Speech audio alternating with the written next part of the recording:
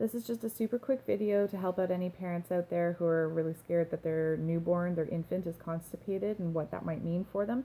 I just wanted to share with you a little bit about what I learned when my second son went through that more recently. So if you've been given those little poop charts telling you your baby should have meconium poops for 1 to 3 days, then their poop will transition into, that mustard color. They should have this many poopy diapers per day, etc., etc.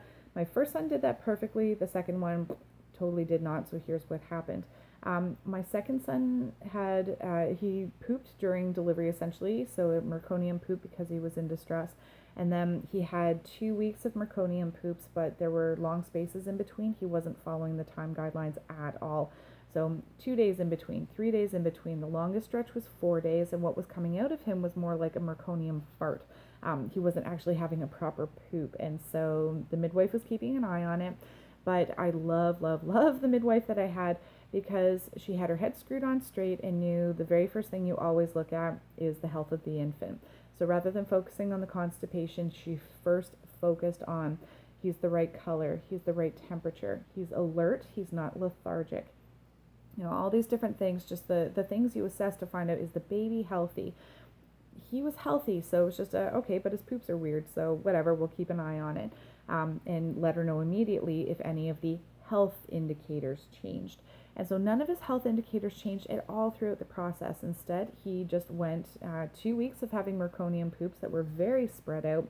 When he did transition into the sort of more mustard colored stuff, he was still on not a schedule, but sort of a pattern of to wait 2 or 3 days in between poops and then to have a 3-day worth poop explosion became his normal. And so now I've seen it's very normal for him to go a day, 2 or more without pooping, and his health is not changing at all in the meantime, so that's good. There's no concern. One of the things that I was told was that if a baby is exclusively breastfed, the chances of them missing days pooping, it's actually higher, simply because breast milk is so perfectly designed for the newborn. They might literally actually be absorbing all of it. There is no waste for them to pass through their bodies. So if your baby is exclusively breastfed, that means you have even less reason to be concerned about a couple of days going by without them pooping. And if you ever have any questions, then obviously, approach your healthcare provider, let them know your concerns. But if your child looks healthy, then it's not something to panic about.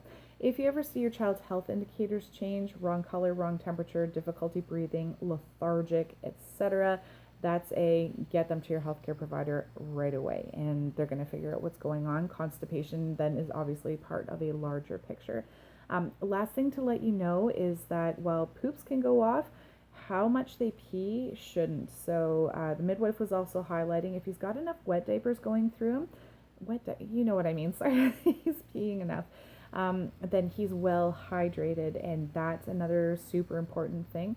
If a baby's constipated because of dehydration, that's not good. And so clues would be they don't have very many wet diapers, or one other thing that you can look out for, and this is from my realm of teaching first aid classes, look at their lips. Your baby should always have big, juicy, moist looking lips. It indicates that they're well hydrated. If their lips are looking dry and wrinkly, it's because their hydration level is going down. So that's something else you can do. Stay on top of your child's hydration and see if that's helping to get their system moving. But yeah, if they've been constipated for a while and you've noted that dehydration might be an issue because of diapers and or lips, get them to a healthcare professional, get them assessed, and they'll help you figure out what's going on. So I hope there's helpful information in there for you. If you've got questions, comments, feel free to share it. And otherwise, I hope you have a great day. Don't forget to like the video if it was helpful, share if you think it would be beneficial for others, subscribe to the channel, and yeah, all the best. Bye.